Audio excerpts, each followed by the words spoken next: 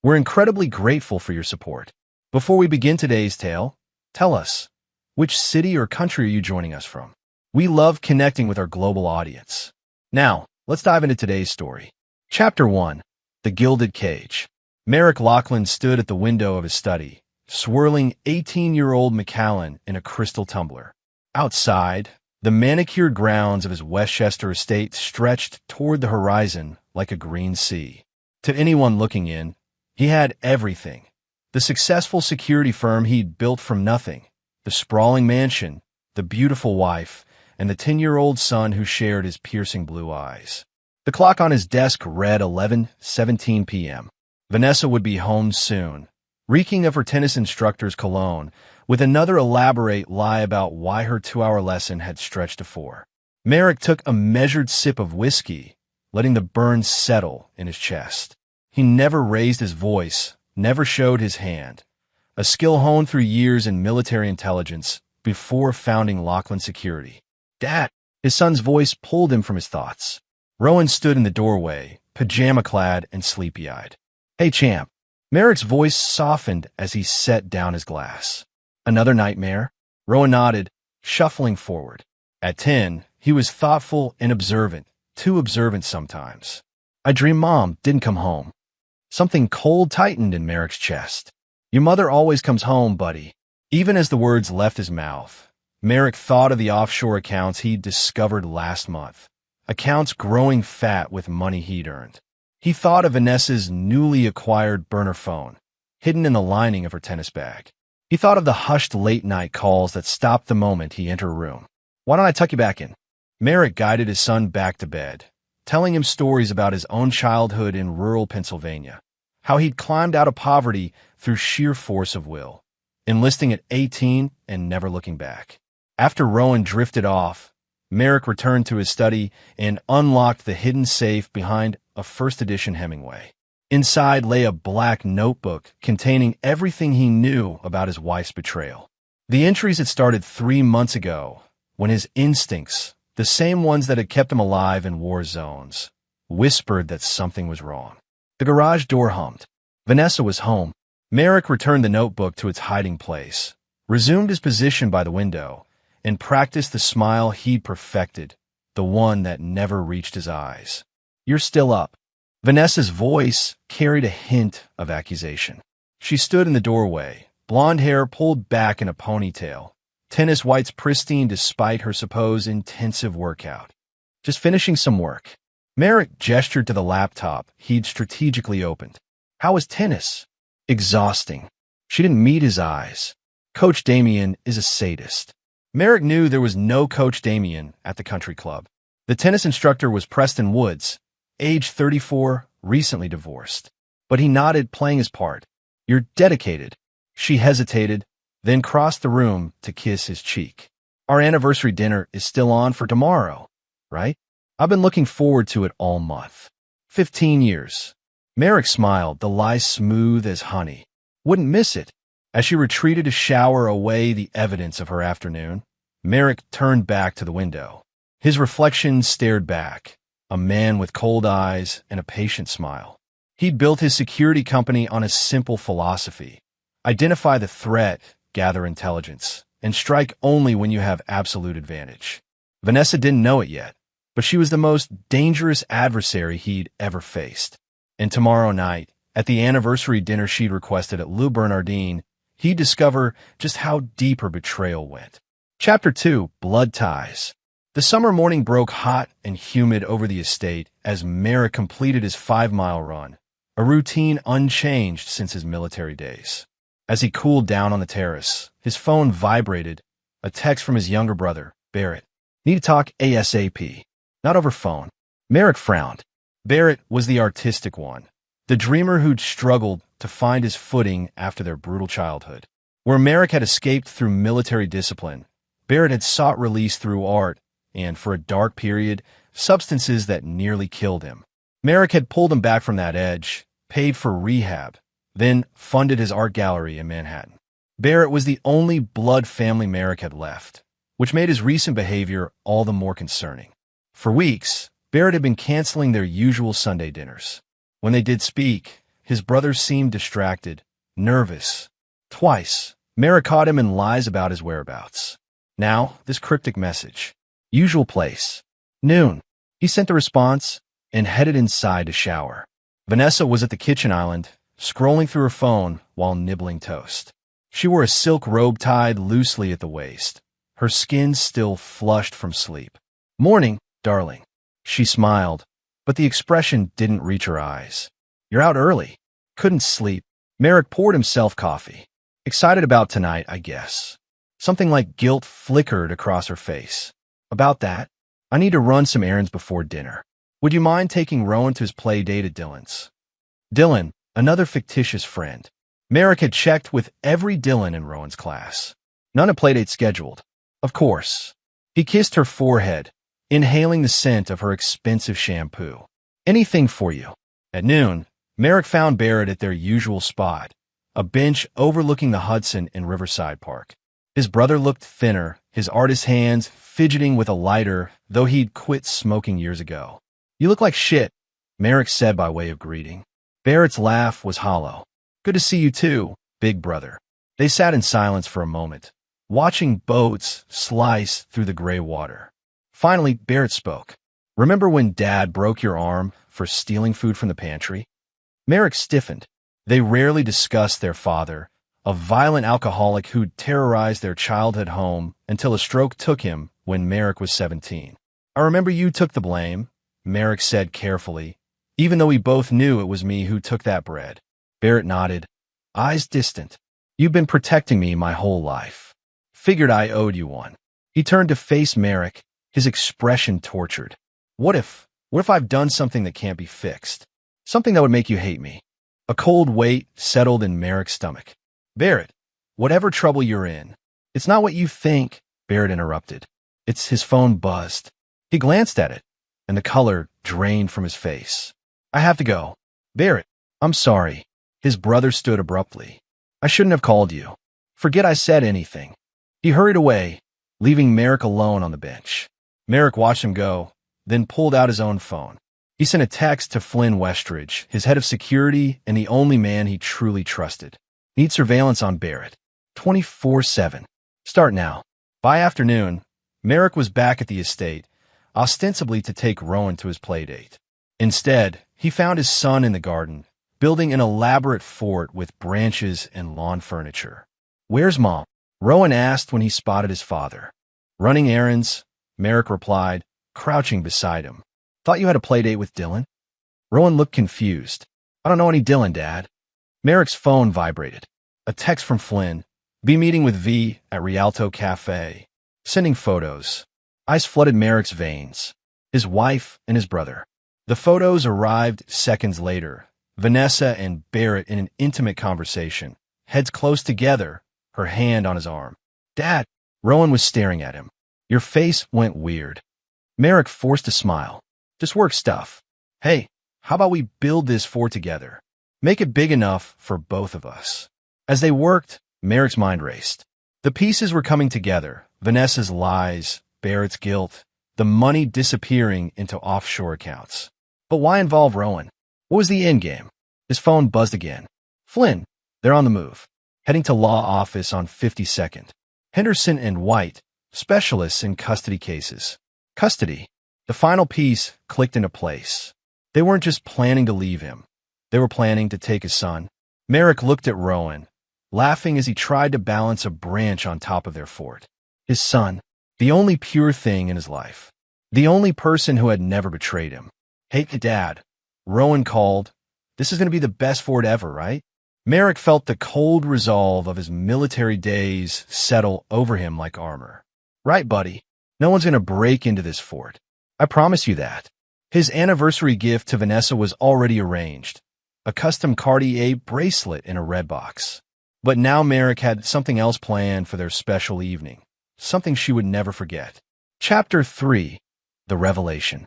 Luke Bernardine glittered with candlelight and old New York elegance. Merrick sat across from Vanessa at the best table in the house, watching her sip champagne. She wore a black dress that hugged her curves, diamond earrings he'd given her on their 10th anniversary, catching the light when she moved. To 15 years, Merrick raised his glass. Still as beautiful as the day we met. Vanessa's smile faltered slightly. 15 incredible years. They ordered her favorite sea base for her, steak for him.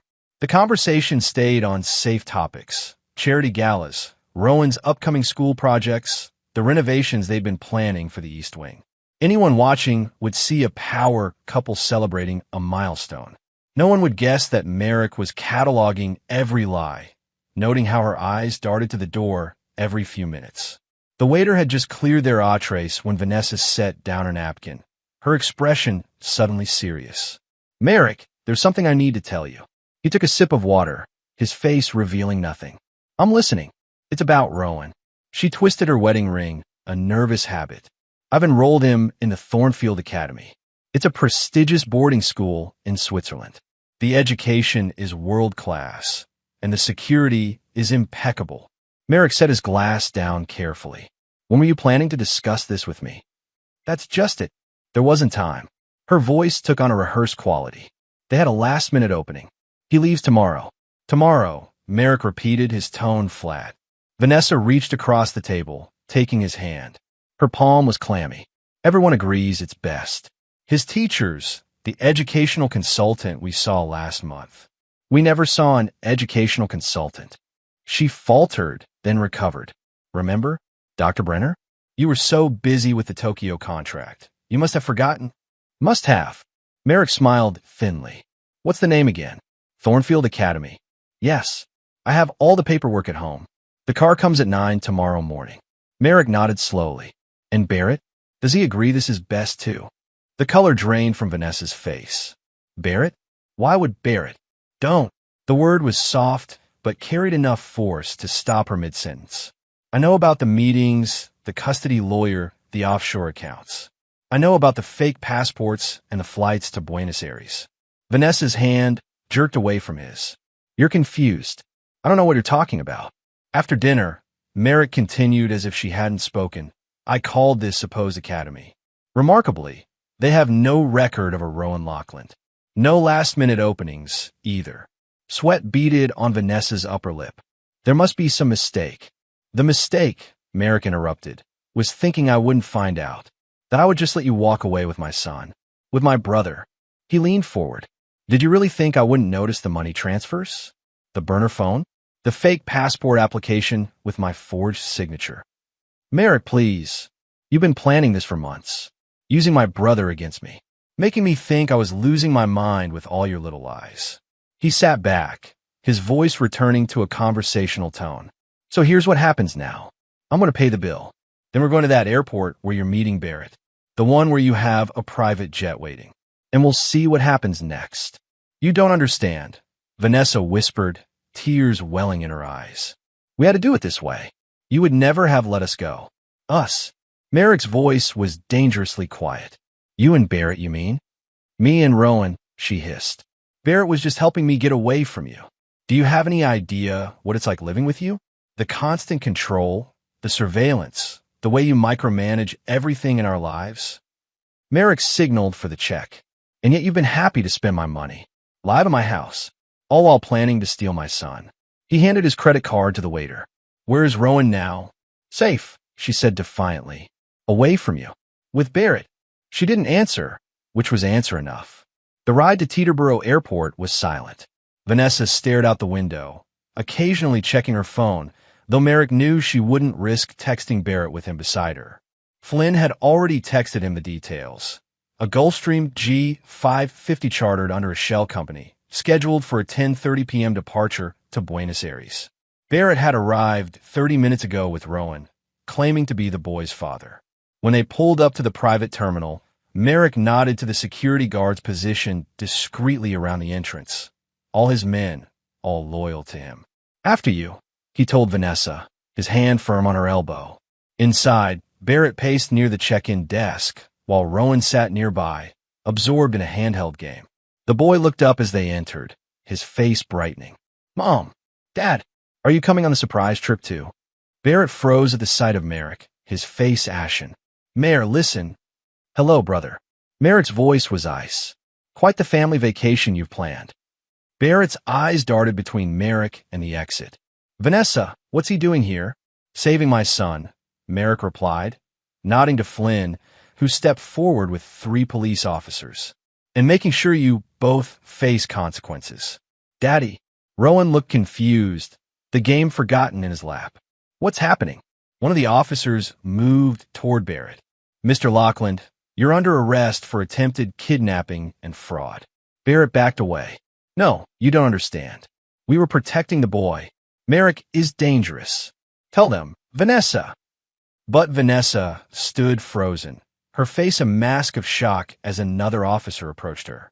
Vanessa Lockland, you're under arrest for attempted parental kidnapping, fraud, and theft. You can't do this, she whispered to Merrick. They'll never believe you. Merrick's smile was cold. I have conversation you've had for the past 3 months, text, email planning this little escape. I have the forged passport applications. I have the offshore accounts where you've been siphoning my money. He leaned closer. I've been 10 steps ahead from the beginning. You never had a chance. As the officers led them away, Barrett and Vanessa turned pale, the reality of their situation sinking in. Merrick knelt before his confused son. Hey, champ, change of plans. How about you and I go home and have some ice cream? Tomorrow's a new day. Rowan nodded uncertainly, looking back at his mother being escorted away. Are Mom and Uncle Barrett in trouble? Merrick's expression revealed nothing of the storm inside him. They made some bad choices, buddy. But you and me, we're going to be just fine. As they walked out, Merrick didn't look back at the woman who'd betrayed him or the brother who'd conspired against him. Their chapter in his life was over. But his story, his revenge, was just beginning. Chapter 4, Ashes and Evidence. The morning after the airport confrontation dawned gray and drizzling, matching Merrick's mood as he sat in his attorney's office. Porter Ridgway had represented Lockland Security since its inception, but today he wasn't here as a business lawyer. Kidnapping, fraud, grand theft, the charges are substantial, Porter said, sliding a document across the mahogany desk. They're being held without bail for now, but Barrett's already hired Nathaniel Chambers. Merrick's jaw tightened. Chambers was a shark who specialized in getting wealthy clients out of seemingly impossible situations. Of course he has. With my money, no doubt. Likely. Porter removed his glasses, looking genuinely troubled. Merrick, there's something else. Barrett is claiming that you're abusive to both Vanessa and Rowan. He's painting this as a rescue mission, not a kidnapping. The accusation hit Merrick like a physical blow. That's absurd. I've never laid a hand on either of them. Abuse takes many forms, Porter said carefully. They're claiming psychological abuse, control, isolation. They're lying. Merrick's voice was flat. I have video of them planning this for months. Audio of them discussing how to empty my accounts once they were safely away. Porter nodded. Good. We'll need all of it. He hesitated. There's also the matter of Rowan. The court has granted you temporary sole custody, but there will be evaluations. Social workers, psychologists. Whatever it takes. Merrick stood, buttoning his suit jacket. My son stays with me. On the drive home, rain streaked the windows of his Range Rover as Merrick called Flynn. I need everything. Every place they've been, everyone they've spoken to. Something pushed them to act now, after months of planning. I want to know what. Already on it, Flynn replied. Found something interesting in Barrett's studio. He's been meeting with a woman named Solane Dupré. French passport. Entered the country 3 months ago. She's been staying at the Archer Hotel under a different name. Merrick frowned. Connection to Vanessa? Nothing direct yet. But here's where it gets interesting. Dupré has made 4 trips to Buenos Aires in the past year.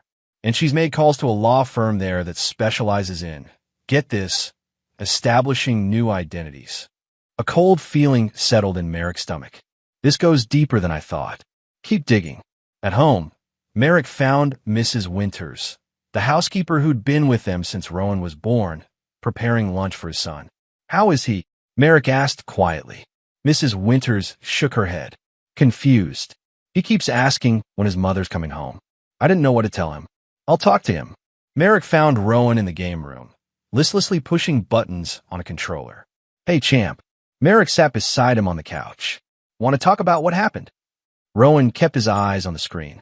Mom and Uncle Barrett did something bad. Yes. Are they going to prison? Merrick chose his words carefully. They might. They try to take you away without telling me, without the court's permission. That's against the law. Rowan finally looked at him, blue eyes troubled. Mom said we were going on an adventure, that you were too busy for us anyway. The word stung, but Merrick kept his expression neutral. Did she say anything else? About where you were going? Or why? Rowan frowned, thinking.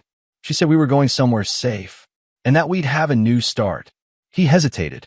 Dad, is our house not safe? Our house is perfectly safe. Merrick pulled his son into a hug. And I will always protect you, no matter what. After tucking Rowan in that night, Merrick retreated to his study with a tumbler of whiskey. On his desk sat a stack of files Flynn had delivered, everything they'd uncovered so far about the plot against him. He opened the first file, surveillance photos of Barrett meeting with a mysterious Solane Dupre. The woman was striking, mid-30s, with sharp cheekbones and calculating eyes. Nothing in her expression suggested a romantic entanglement with Barrett. The second file contained bank statements from the offshore accounts Vanessa had established. The amounts were significant, nearly $12 million transferred over 3 months. But the money trail didn't end there. From the offshore accounts, funds had been wired to various entities, including a shell corporation in Buenos Aires called Phoenix Rebirth. Merrick's phone rang. Flynn, you're going to want to see this, Flynn said without preamble. Barrett had a storage unit in Brooklyn under a different name. We found correspondence between him and someone called the architect. Detailed plans for new identities, new lives, not just for them, but for at least 20 other people. Merrick sat up straighter. A network. Looks that way. And Vanessa was more than just a participant. Based on the emails we recovered from her burner phone, she was a key player. They call her the Gateway. The pieces were starting to form a disturbing picture. This wasn't just a wife and brother trying to run away together. This was organized, professional, an operation to help people disappear completely. There's more, Flynn continued. We found a list of names, people who've already gone through their program. One of them is Geneva Lockland. Merrick froze. My mother can't confirm it's the same Geneva Lockland, but the dates match up. According to these records, she went through their program 5 years ago. Merrick's mind reeled. His mother had died of cancer when he was 19, or so he'd been told. He'd never seen a body, had been deployed overseas when it happened. Barrett had handled everything. I want everything you can find on Geneva Lockland, death certificate, hospital records, everything, Merrick said, his voice tight.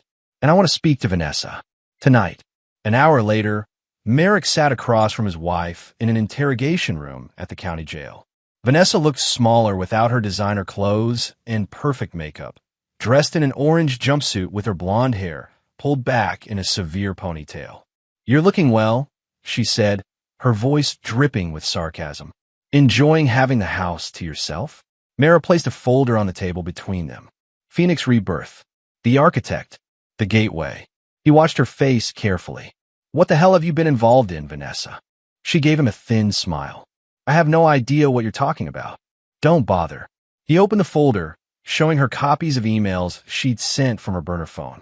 You're helping people disappear. For money? Or is there some higher cause I'm missing?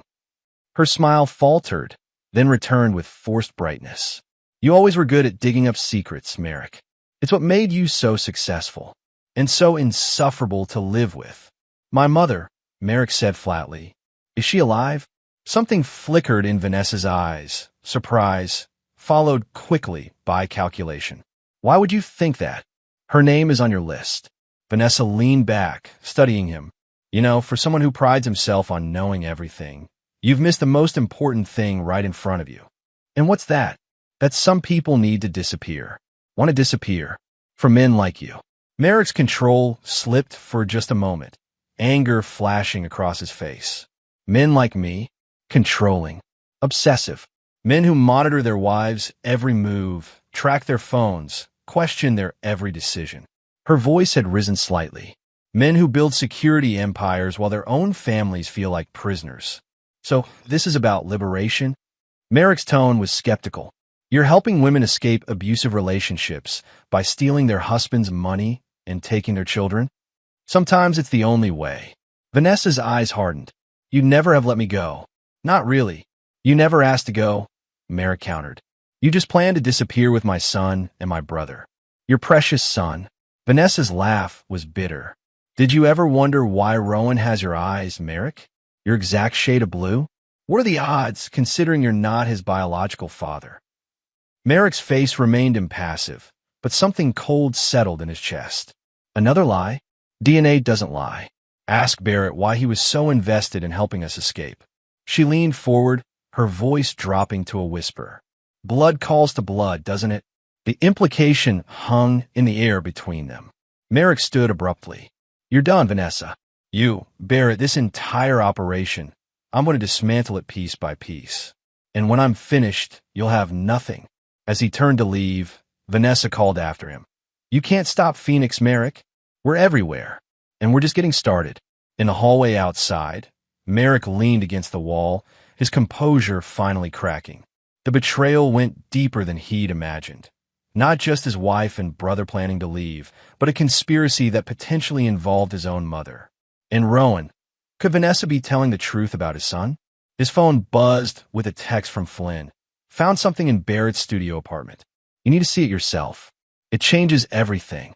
Merrick straightened, adjusted his tie, and walked out into the night. Whatever waited at Barrett's studio, whatever truth lay buried in this conspiracy, he would face it. And then he would begin his real revenge. Chapter 5. The Architect. Barrett's studio occupied the top floor of a converted warehouse in Red Hook, Brooklyn. Even as Flynn unlocked the door, Merrick could smell the familiar sense of paint and turpentine that had always clung to his brother's clothes. We've been through everything, Flynn said, but you should see it for yourself. It's unsettling. The main space was typical Barrett, chaotic but organized in its own way, with canvases stacked against walls and art supplies covering every surface. But it was the back room that drew Merrick's attention. Flynn led him to a steel door with a sophisticated digital lock. Biometric, Flynn explained. We had to get creative to open it. Inside was a stark contrast to the artsy chaos of the studio. Sleek computers lined one wall. Filing cabinets with digital locks occupied another. In the center stood a large table covered with maps, passports, and identification documents in various stages of completion. But what stopped Merrick cold were the walls. They were covered with surveillance photos, hundreds of them. Photos of him, photos of Rowan, photos of Lockland security facilities, photos of his clients. What the hell? Merrick moved closer, examining a series showing him at his office, at Rowan's school, at their favorite restaurant in the city. Barrett wasn't just your brother, Flynn said quietly. He was running counter-surveillance on you for at least 3 years. Merrick turned slowly, taking in the scope of the operation. This wasn't the work of an artist with a sideline in helping people disappear. This was professional, methodical, the work of someone with training. There's more. Flynn opened a drawer and removed a thick file labeled Simply M. Inside were details of Merrick's life, including information he'd never shared with anyone. Classified operations from his military days, details of security contracts that only a handful of people should have known about. He's been watching me my entire career, Merrick realized aloud. But why? What's the endgame? Flynn gestured to a laptop on the desk. The contents are encrypted, but we found this video file in a folder marked contingency. It was set to upload automatically to several news outlets tomorrow morning. He pressed play, and Barrett's face filled the screen. He looked tired, his eyes shadowed with worry. If you're seeing this, I'm either dead or in custody, Barrett began, his voice steady despite the strain evident on his face. My name is Barrett Lockland, and I'm about to expose one of the most dangerous men in America, my brother, Merrick Lockland. Merrick felt as if the floor had dropped away beneath him as Barrett continued. Through his company, Lockland Security, Merrick has built a surveillance network that extends into every aspect of American life. His clients include government agencies, multinational corporations, and individuals who want to operate outside the law. But Lockland Security isn't just providing protection. It's gathering information, building files on thousands of citizens, and using that information for control and extortion. Barrett's expression hardened. I know this because I helped build it. In the beginning, I believed in Merrick's vision of making the world safer. But I watched as my brother became the very thing he claimed to be fighting against. I've spent the last 5 years documenting his operations and building a network to help his victims escape. We call ourselves Phoenix Rebirth. The video continued with Barrett describing operations Merrick had indeed conducted, though twisted to seem sinister rather than security-focused. He detailed how Phoenix Rebirth helped victims disappear, creating new identities and new lives beyond Merrick's reach. Vanessa Lockland, Merrick's wife, came to us 3 years ago after discovering the truth about her husband's operations. She's been instrumental in helping us identify and extract people at risk. But our most important extraction was yet to come. Rowan Lockland, a child being groomed to take over his father's empire of surveillance and control. Merrick's hands clenched into fists as Barrett continued. If I failed, if Merrick has stopped us, then I ask whoever sees this to get it into the hands of the authorities listed in the attached documents. The evidence against Merrick Lockland is overwhelming. He must be stopped before his influence spreads further. The video ended, leaving the room in silence. It's all lies, Merrick finally said, his voice tight with fury. He's twisting legitimate security operations into some conspiracy theory. Flynn nodded. Convincing lies, though, mixed with enough truth to seem credible. He hesitated. The file also contains what appears to be evidence. Emails, recordings, financial records, all doctored to support his claims. Merrick's mind raced, calculating the damage this would do if released. His clients included high-level government officials, corporations with sensitive security needs, individuals who valued privacy above all else. Even if eventually disproven, the allegations would destroy everything he'd built. He planned this for years, Merrick said softly. Used my trust against me. There's one more thing. Flynn looked uncomfortable. We found DNA test results. For you, Barrett and Rowan. The paper Flynn handed him confirmed what Vanessa had implied. According to the test, Rowan shared significantly more genetic markers with Barrett than with Merrick. The conclusion was unmistakable. Barrett is Rowan's biological father. Merrick said, the words tasting like ash. Flynn cleared his throat. There's another test there, comparing your DNA with Barrett's. Merrick flipped to the second page. The results showed conclusively that he and Barrett shared no significant genetic markers. They were not biological brothers. The foundation of Merrick's life, his marriage, his brotherhood, his fatherhood, had been built on lies. Every relationship he'd trusted had been corrupted. He thought of Rowan, innocently building forts and playing games, unknowingly at the center of this web of deception. Sir, Flynn sounded concerned. What do you want to do?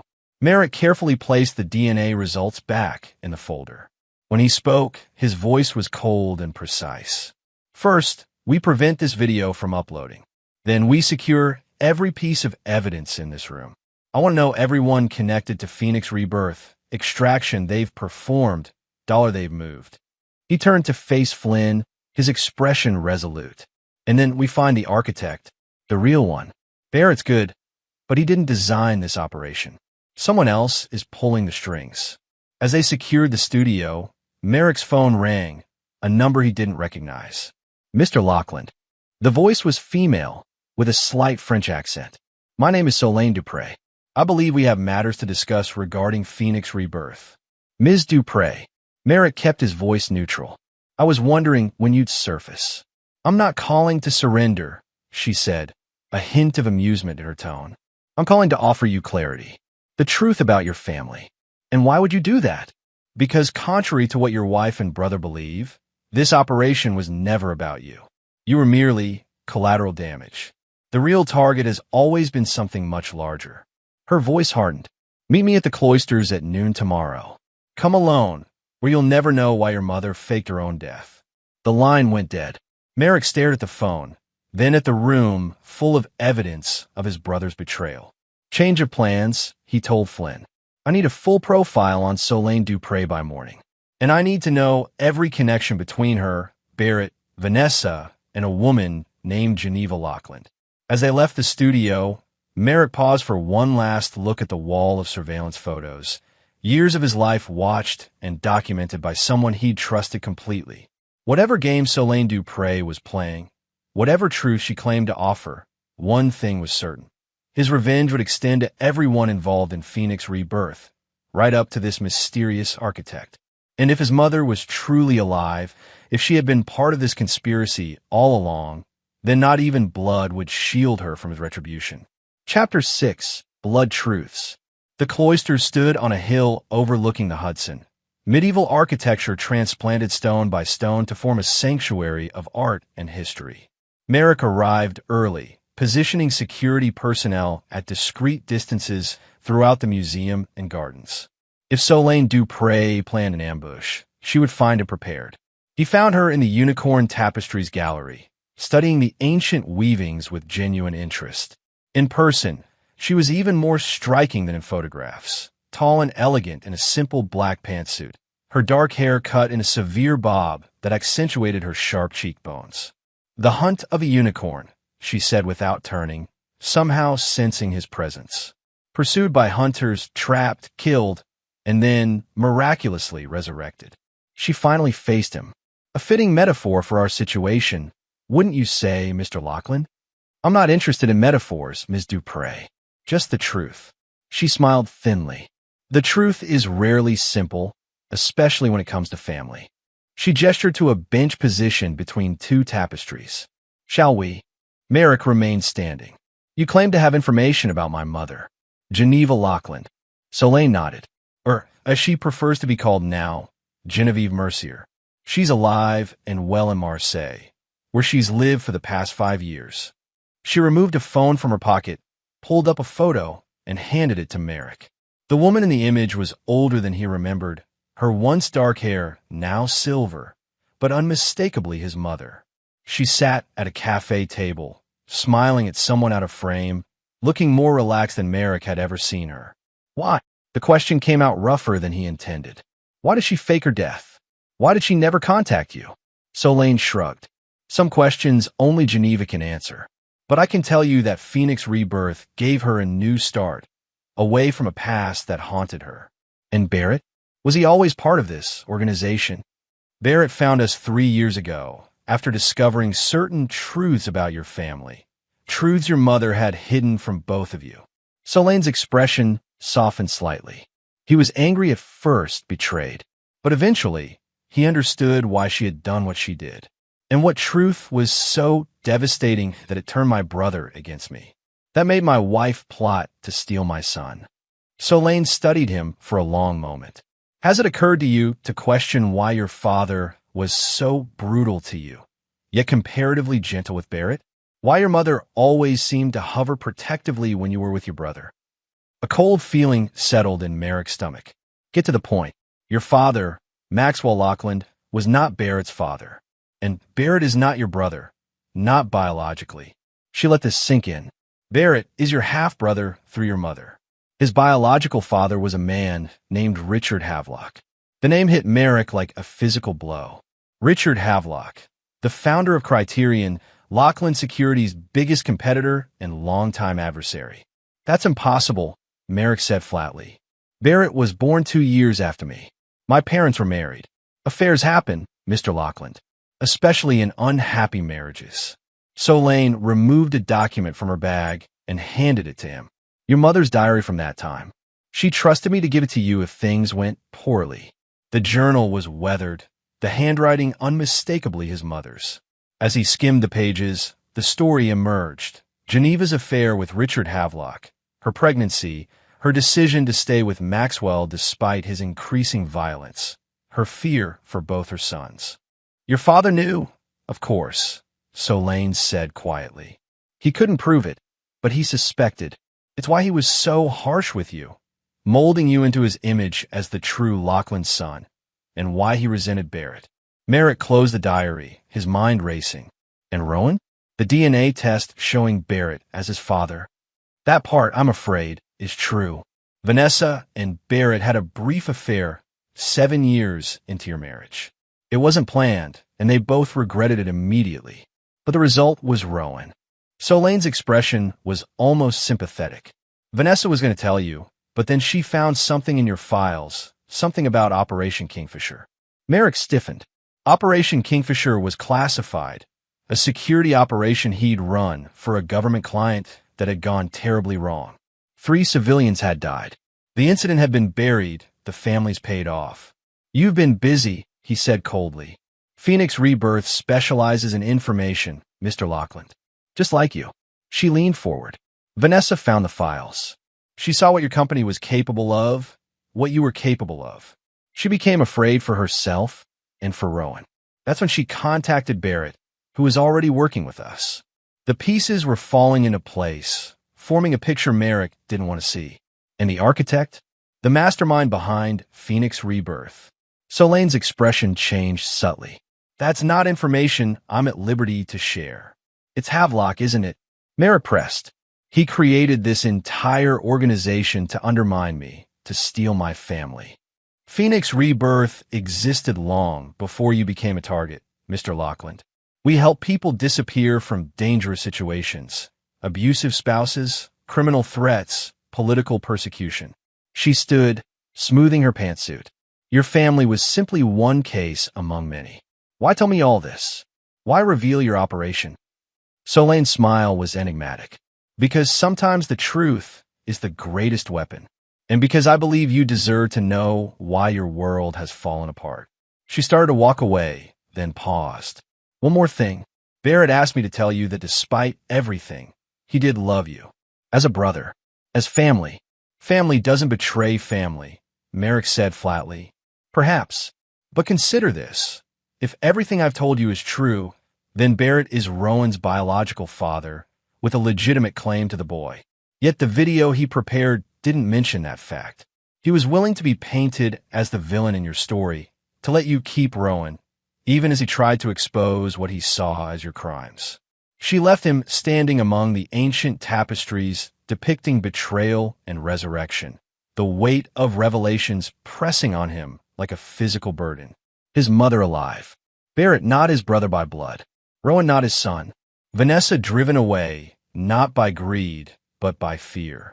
For a moment, doubt crept in. What if Barrett had been right? What if, in his drive to build security and control, Merrick had become something monstrous? His phone buzzed Flynn. Sir, we have a problem. Someone leaked Barrett's video to the Washington Post. It's going live in an hour. The doubt vanished, replaced by cold resolve. Whatever the truth of his family, whatever wounds lay beneath the surface, one fact remained. They had conspired against him, planned to take Rowan, attempted to destroy everything he'd built. Understanding the betrayal didn't excuse it. And as for this Phoenix Rebirth, this organization that had targeted his family and business, they would soon learn the cost of making Merrick Lockland an enemy. Execute protocol scorched earth, he told Flynn. It's time to burn Phoenix to the ground. Chapter 7. The Counterattack. Merrick stood in his command center, a secure room beneath his Westchester estate that few knew existed. Screens covered the walls, displaying news feeds, social media trends, and secure communications from his team. Barrett's video had gone viral within hours, spawning hashtags, wild conspiracy theories, and calls for investigations into Lockland security. Status, Merrick demanded, his voice betraying none of the turmoil of the past 24 hours. Barrett's video has 12 million views and climbing, reported Naomi Chun, his head of digital operations. Major news networks are running with the story. Competitors are already reaching out to our clients, offering more ethical security alternatives. Merrick nodded. The attack had been calculated for maximum damage, personally, professionally, legally.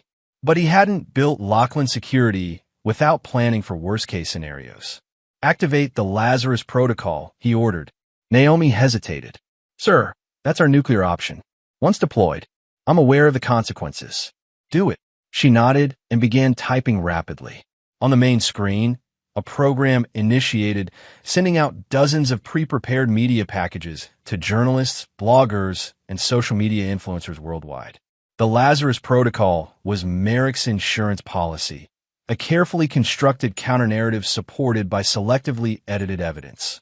It painted Barrett as a disgruntled, unstable artist who had become obsessed with conspiracy theories after a stint in rehab. It portrayed Vanessa as a manipulative spouse who had targeted Merrick for his wealth.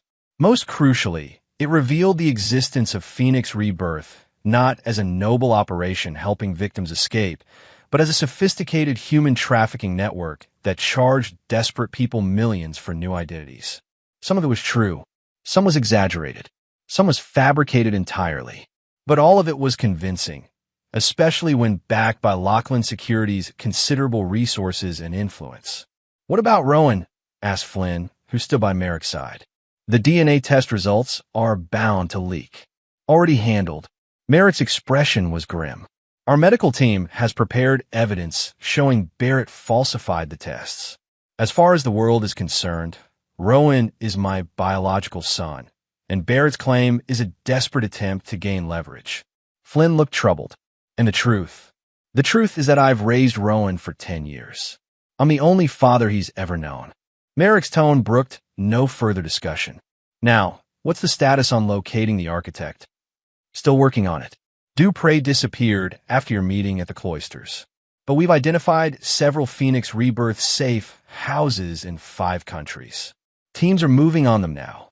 Merrick studied a map showing the known Phoenix locations. "And my mother? The address in Marseille is real. She's there, living under the name Genevieve Mercier. Local surveillance confirms she matches Geneva Lachlan's description, aged appropriately. After 5 years believing she was dead, the confirmation of his mother's survival should have brought relief. Instead, Merrick felt only a deepening sense of betrayal. How many lies had shaped his life? How many people had used him, manipulated him, while he believed he was the one in control? "Sir," Naomi interrupted his thoughts. "You should see this." On one screen, a new video was playing, Solane Dupree, looking directly into the camera. By now, Merrick Lachlan has launched his counterattack against Phoenix Rebirth. She began, her accent more pronounced under stress. "He will attempt to discredit our work, to paint us as criminals rather than what we truly are, a lifeline for those trapped by powerful, dangerous people." She held up a flash drive. "This contains the complete Phoenix Rebirth files. Every extraction we've performed, every identity we've created, and most importantly, the true identity of the architect. I've sent copies to trusted journalists worldwide with instructions to release everything if anything happens to me or to key Phoenix personnel." Her expression hardened. "Merrick Lachlan, you believe you can control the narrative, just as you've controlled everything and everyone in your life. But some truths cannot be buried, no matter how deep you dig the grave. Stand down your attack on Phoenix, or watch as your entire world burns to ashes." The video ended, and the room fell silent. "She's bluffing," Flynn finally said. "Their operation is too secretive to risk full exposure." "No," Merrick said quietly. "She's not bluffing, but neither am I." He turned to Naomi. "Track the video. Find her location. Already working on it. The signal bounced through several VPNs, but there's a pattern. We should have her within hours." Merrick nodded. "Good. Now, I need an untraceable line." It's time I spoke with Richard Havelock. 20 minutes later, Merrick sat alone in his study, phone in hand. The call connected after 2 rings. "Merrick Lachlan," said a cultured voice. "I've been expecting your call." Richard Havelock was 72 now, semi-retired from Criterion, but still its chairman emeritus. In the security industry, he was legendary, a pioneer who had built his company from nothing in the post-Vietnam era. "Havelock," Merrick acknowledged. "Or should I call you architect?" A soft chuckle. "I'm flattered you think I have the energy for such elaborate schemes at my age. But no, I'm not the mastermind you're seeking. But you are Barrett's biological father." A pause. "Yes, that much is true. Did you know? All these years, that Barrett was my son?" "Yes, Geneva told me when she ended our affair. That you were building a security company to rival Criterion?" "Also yes, that Barrett was working against you." "Not until recently." Havelock's tone shifted, became more serious. "What do you want, Merrick? Revenge for an affair that happened before you could even speak?" Or something more practical? I want the architect, Merrick said flatly. The real one. And if I help you? What then? Then Phoenix rebirth burns, but you and Barrett are spared the flames. Another pause, longer this time. Check your email in 10 minutes. You'll find what you need there. The line went dead. True to his word, 10 minutes later, an encrypted email arrived with a single document. A personnel file for a former CIA operative named Elias Thornfield, with a note attached. The original architect. Geneva's handler. They've been more than professional associates for the past decade. The pieces clicked into place with sickening clarity. His mother hadn't just faked her death and fled. She had been the co-founder of Phoenix Rebirth alongside her lover, a man who had the training and connections to create an international network for making people disappear. And now, Merrick had his target. Flynn, he called, forwarding the file. Find him. Over the next 12 hours, Lachlan Security operated at war footing. Merrick directed operations from his command center, coordinating simultaneous raids on Phoenix safe houses while his digital team worked to counter Barrett's allegations in the media. The Lazarus Protocol was working. Doubt was being cast on Barrett's claims, and journalists were beginning to question the timing and motivation behind the expose. But the true victory came near midnight when Flynn burst into the command center. We've got them. Thornfield, Dupre, and 4 other Phoenix operatives holed up in a compound outside Montreal.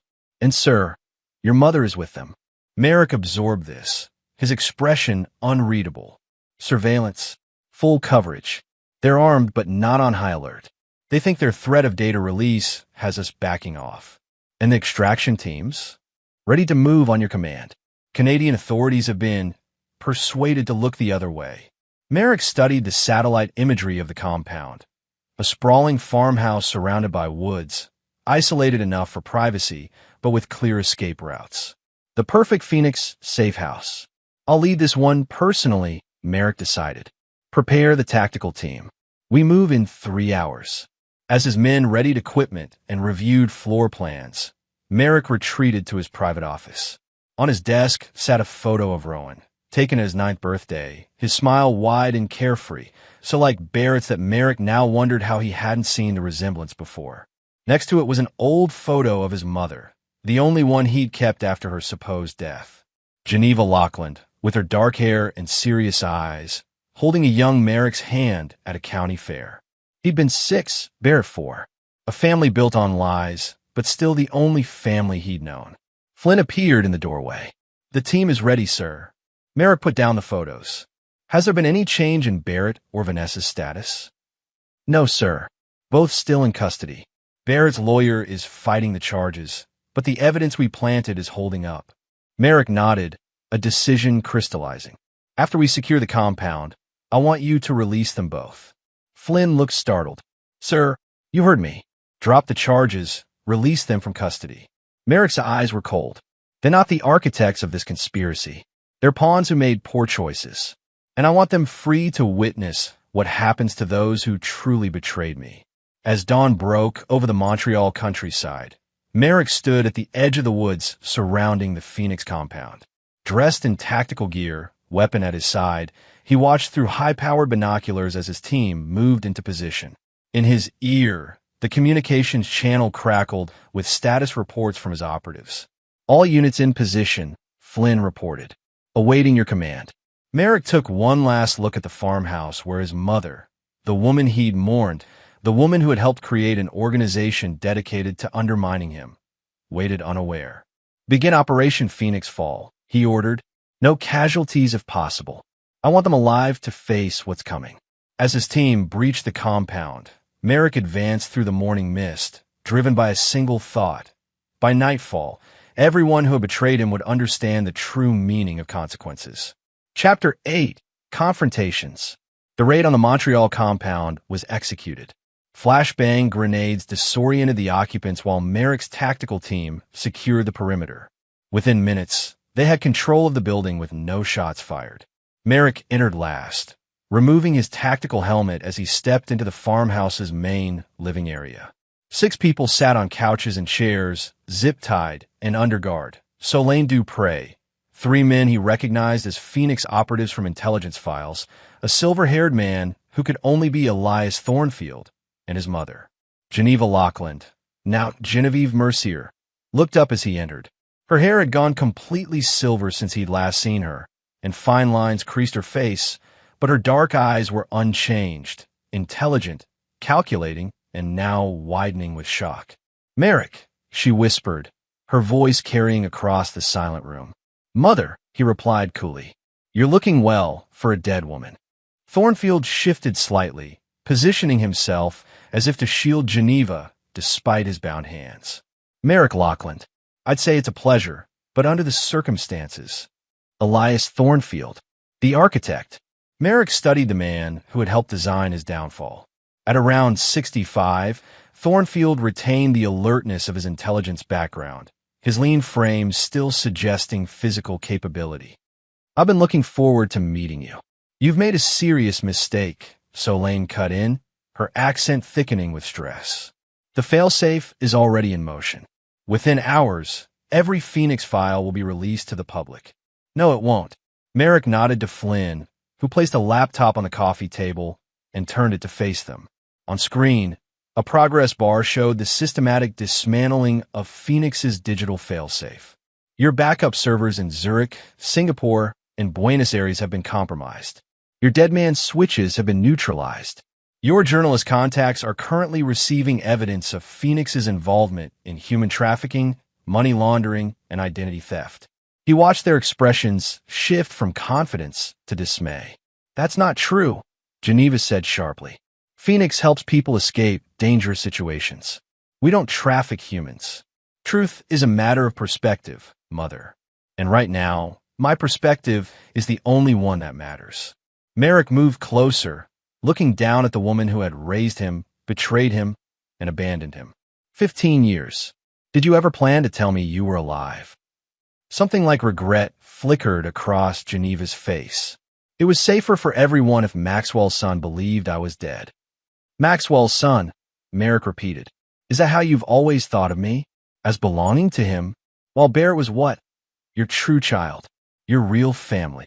"No, I loved you both. But you were becoming like him, controlling, obsessed with security and power." She leaned forward despite her restraints. "When I faked my death, you were already showing signs of your father's worst traits. I couldn't reach you then.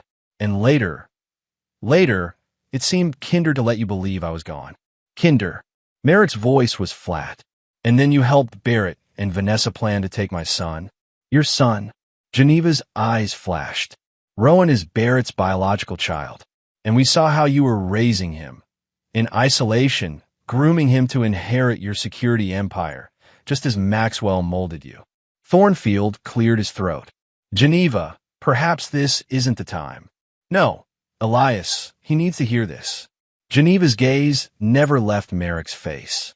"We didn't target you, Merrick. Barrett came to us after discovering he was Rowan's father. He was worried about the boy. When we investigated, we found a child being raised in a gilded cage by a father who monitored his every move." "You know nothing about my relationship with Rowan," Merrick said coldly. "Don't I? The tracking devices in his clothes? The surveillance cameras in every room of your house? The background checks on every child he befriends?" Geneva shook her head. "You call it protection. I call it control." Flynn shifted uncomfortably. "Sir, we should move them.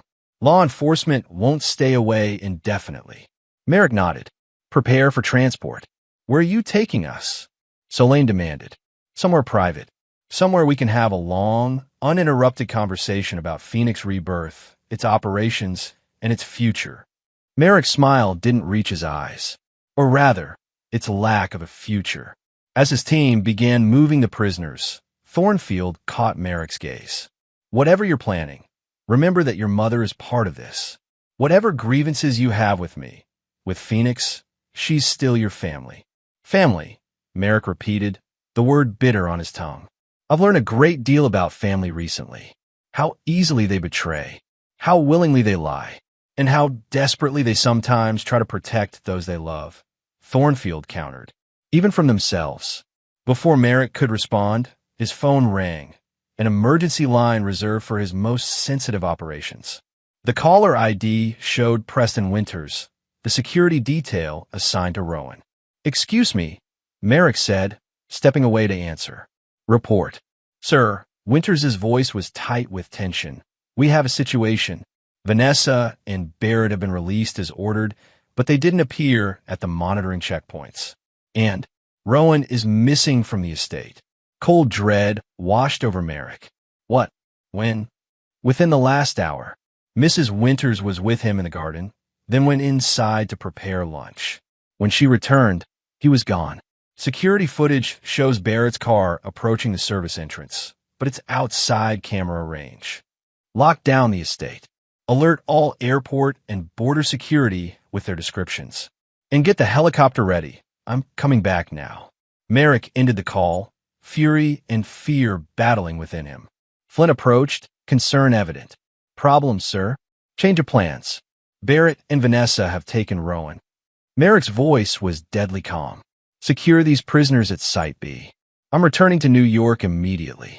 Geneva, who had been watching intently, called out as guards moved to take her away. "Merrick, Barrett wouldn't harm his son.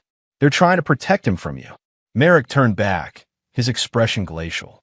"They've kidnapped a child who has known me as his father for 10 years. They've traumatized a boy who has already been through too much because of adult lies." He stepped closer to his mother. "And when I find them, when I bring my son home, I will dismantle Phoenix so thoroughly that not even its name will remain in memory." The helicopter flight back to New York gave Merrick time to direct the search operation. His security teams coordinated with sympathetic contacts in law enforcement, monitoring highways, airports, and train stations. But Barrett had planned well. They had vanished as completely as any Phoenix extraction. By midnight, Merrick was back in his command center, reviewing footage from every camera within a 50-mile radius of the estate. Nothing. It was as if Barrett, Vanessa, and Rowan had evaporated. How did they even know about the hidden service in trance? Merrick demanded, fatigue and frustration edging his voice. Flynn looked uncomfortable. "Barrett helped design the estate's security system, sir. Before you had concerns about him. Another betrayal, another oversight. Merrick had trusted his brother implicitly, given him access to his home, his business, his life. And Barrett had used that trust to plan the perfect extraction of Merrick's own son." "Sir," Naomi approached cautiously, "we found something. A private airfield in Connecticut reported a charter flight to Montreal 3 hours ago. The manifest lists a family of 3. Names don't match, but the descriptions could fit." "Montreal," Merrick repeated. "They're headed for the compound." He turned to Flynn. "Status of the prisoners?" "Secure at Site B. Initial interrogations have begun with the Phoenix operatives, but we're holding Thornfield and your mother in isolation as ordered." Merrick made a swift decision. "Bring my mother to the video conference room. Now." 20 minutes later, Merrick faced Geneva on a secure video link. She looked composed despite her situation, her silver hair pulled back, her expression guarded. "Barrett and Vanessa have taken Rowan," Merrick said without preamble. "They're heading to Montreal, to you." Geneva's surprise seemed genuine. "That wasn't the plan. They were supposed to wait until we confirmed successful extraction of the Montreal team. Well, your team has been extracted by me, and now Barrett is improvising." Merrick leaned closer to the camera. "Where would he go? What's Phoenix's backup rendezvous point?" Geneva hesitated, conflict evident in her eyes. "Mother," Merrick said, allowing some of his desperation to show. "Whatever you think of me, of how I've raised him, Rowan is a 10-year-old boy who's been torn from his home, told his father isn't his father, and is now a fugitive. Help me find him. Please.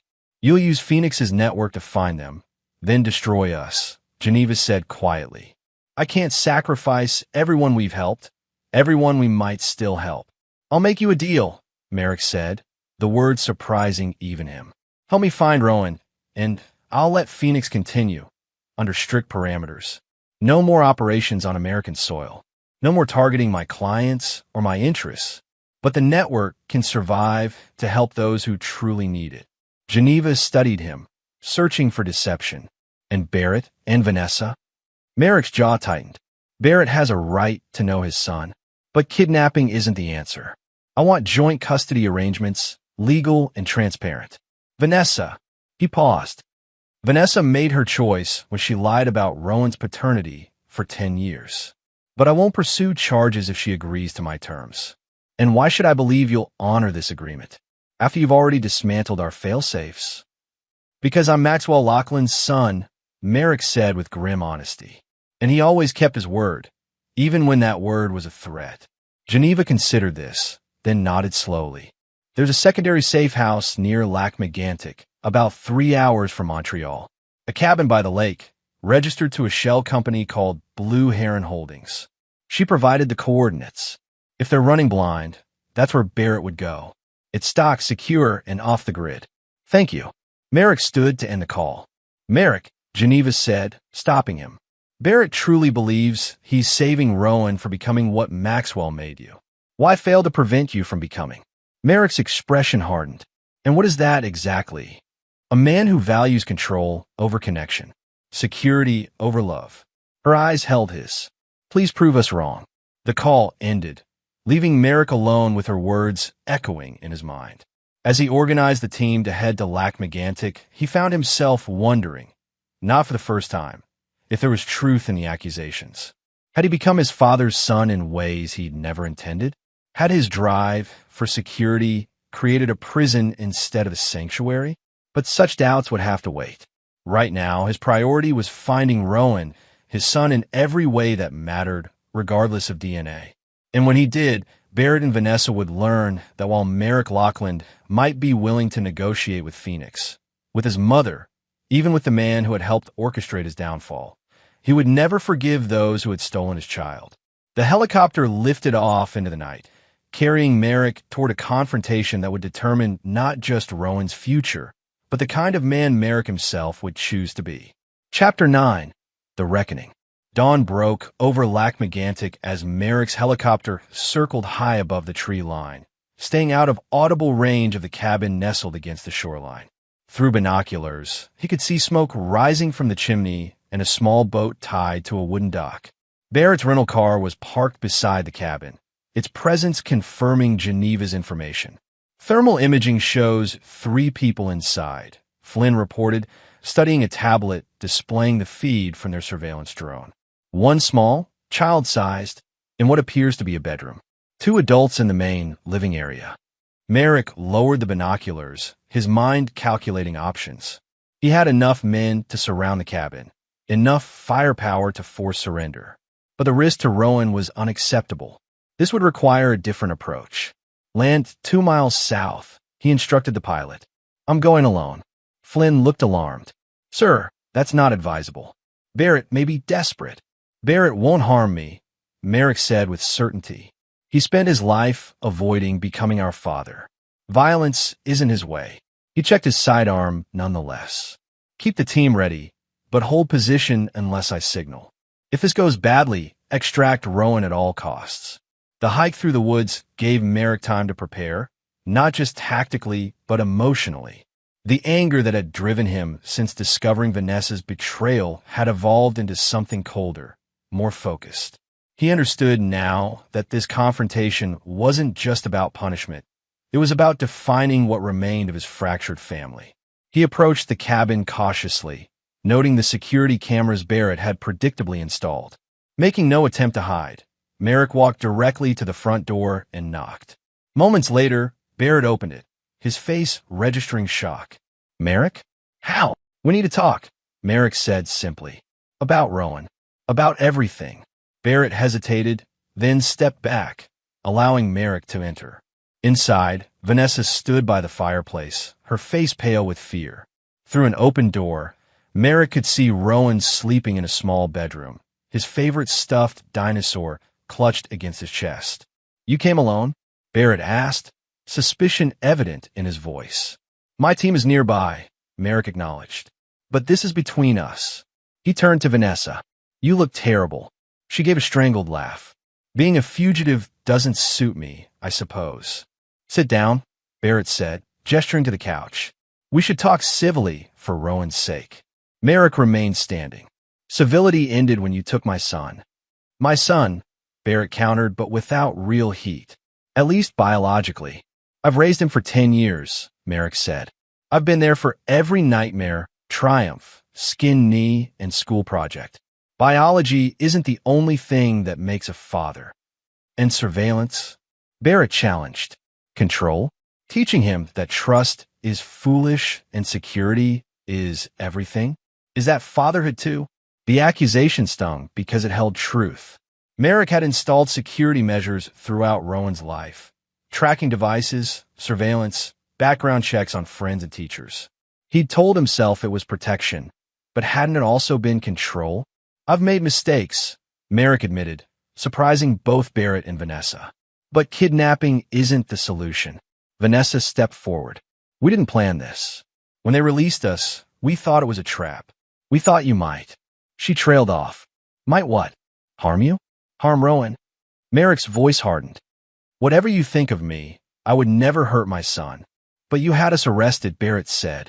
You destroyed Phoenix's fail-safes, captured our operatives, including your own mother. After you conspired to take my child and destroy my company, Merrick countered. What did you expect? That I would simply let you vanish with Rowan? Barrett ran a hand through his hair, a gesture so familiar it momentarily transported Merrick back to their childhood, to moments when his little brother had come to him for protection, for guidance. We thought we were saving him, Barrett said quietly, from becoming controlled, from being shaped into your image the way you were shaped into Maxwell's. The parallel struck Merrick forcefully. Had he become his father without realizing it? Not in violence, perhaps, but in rigid control, in suspicion, in isolation. I spoke with our mother, Merrick said, changing tack. She told me where to find you. Vanessa looked startled. Geneva helped you? In exchange for terms. Merrick met Barrett's gaze. I'm willing to negotiate. Joint custody of Rowan. Legal, transparent arrangements that acknowledge your biological connection while respecting the bond he and I have formed. Barrett stared, clearly not having expected this. And Phoenix continues with restrictions. No operations on American soil. No targeting my interests or my clients. And complete transparency with me about its activities. Why would you allow that? Vanessa asked suspiciously. Why not dismantle it completely? Because my mother believes in its purpose, Merrick said simply. And because I've seen enough evidence to know that some people truly do need to escape dangerous situations. His gaze hardened. But Phoenix will never again operate in shadows where I can't see it. Barrett and Vanessa exchanged glances, silently communicating in the way of people who share significant history. And us? Barrett finally asked. What happens to Vanessa and me? That depends on what happens next. Merrick moved to the window, looking out at the placid lake. You took my son, betrayed my trust, conspired against me with an organization founded by our mother and her lover. We never intended. Vanessa began, but Merrick cut her off. Intentions don't matter. Actions do. He turned back to face them. Here's what happens now. We wake Rowan. We explain, in age-appropriate terms, that Barrett is his biological father, that adults have made mistakes, and that we're going to work together to make things right. Then we all return to New York, where legal agreements will be drawn up regarding custody and Phoenix's future operations. And if we refuse, Barrett asked, though his tone suggested he already knew the answer.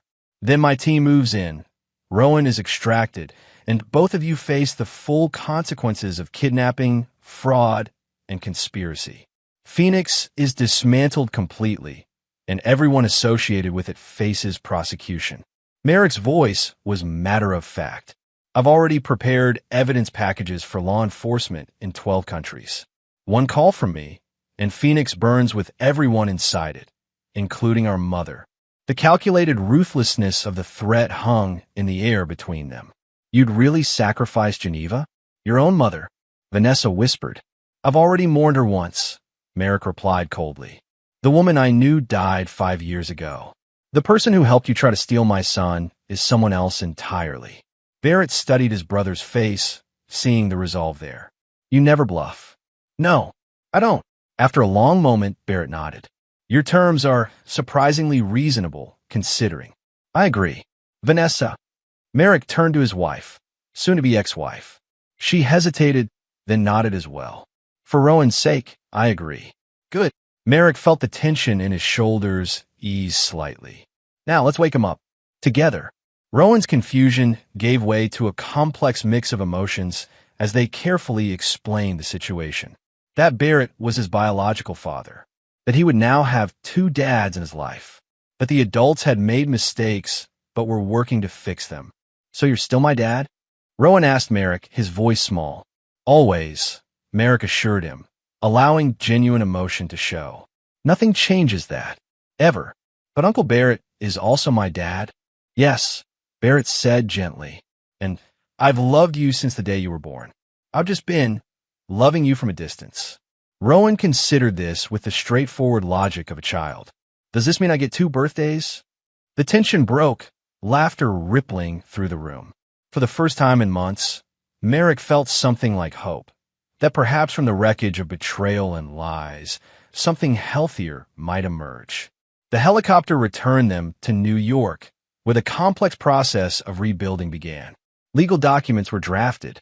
Phoenix operatives, including Thornfield and Geneva, were released under strict monitoring protocols. And Rowan began splitting his time between Merrick's estate and a new apartment Barrett had purchased nearby. 1 month after the confrontation at Lac-Mégantic, Merrick sat in his study, reviewing the final custody arrangement before signing. A knock at the door interrupted his concentration. Enter, he called, expecting Flynn with security updates. Instead, Geneva stepped into the room, looking uncertain despite her elegant appearance. She'd aged in the past 5 years, silver hair and lines around her eyes testament to a life of secrets and stress. The security team said I could find you here, she said, her voice softer than he remembered. Merrick set down his pen. Mother, I didn't expect you until the formal signing tomorrow. I wanted to see you alone first. She moved further into the room, taking in the changes he'd made since her death, the warmer colors, the photographs of Rowan prominently displayed. You've made this space your own. That tends to happen when someone leaves permanently, Merrick replied, unable to keep the edge from his voice. Geneva winced slightly. I deserve that. She sat in the chair across from his desk. I want you to know that I never stopped loving you, Merrick, even when I feared what you were becoming. What was that exactly? What terrible monster justified faking your death and helping Barrett steal my son? Not a monster, she said carefully. Just Maxwell.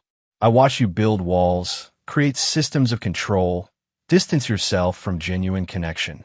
The same patterns I saw in your father before the drinking, before the violence. I never raised a hand to Vanessa or Rowan, Merrick said firmly. No, but you built a gilded cage around them. Around yourself. She leaned forward. The tracking devices in Rowan's clothes? The surveillance in every room? Those weren't just security measures, Merrick. They were symptoms of something deeper. Fear of loss, fear of betrayal.